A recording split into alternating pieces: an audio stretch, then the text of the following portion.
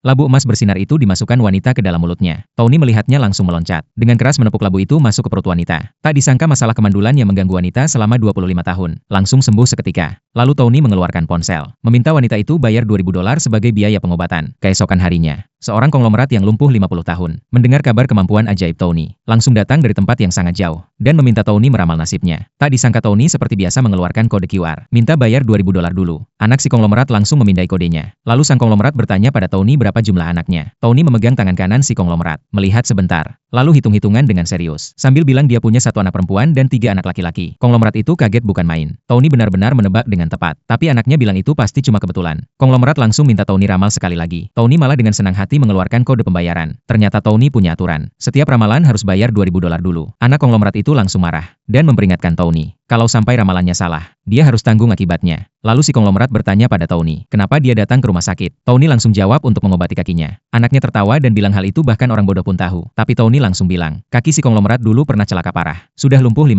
tahun. Setiap malam rasanya seperti disiksa. Dan sudah berobat ke banyak dokter terkenal. Tapi tak ada yang bisa menyembuhkan. Baru selesai bicara. Konglomerat langsung kaget. Dan memuji Tony sebagai dewa hidup di dunia. Tapi Tony cuma bilang, semua itu sangat mudah baginya. Seorang wanita langsung datang menarik Tony pergi. Tapi Tony bilang hanya dia yang bisa menyembuhkan kaki si konglomerat. Namun si konglomerat tetap tidak percaya. Karena sudah ke dokter di seluruh dunia. Tapi tetap tak berhasil. Saat anaknya mau dorong dia pergi, Tony karena sudah meramal 3 kali, memberi sedikit nasihat secara gratis. Katanya umur si konglomerat sudah hampir habis. Anaknya langsung marah. Siap memukul Tony. Tapi si konglomerat menghentikannya. Lalu tanya bagaimana cara menghindarinya. Tony ambil pena dan gambar jimat di tangannya. Memberikannya pada si konglomerat sambil minta 200.000. Anaknya langsung yakin Tony itu penipu. Tapi si konglomerat suruh anaknya segera bayar. Lalu Tony menyerahkan jimat itu. Dan berpesan agar selalu dibawa di tubuh. Setelah itu mereka pun pergi. Keesokan paginya, konglomerat itu benar-benar mengalami kecelakaan mobil. Sopirnya buru-buru turun mengecek. Dan kaget karena si konglomerat sama sekali tidak terluka. Saat itu juga si konglomerat mengeluarkan jimat dari dadanya. Dan detik berikutnya, jimat itu tiba-tiba lenyap begitu saja.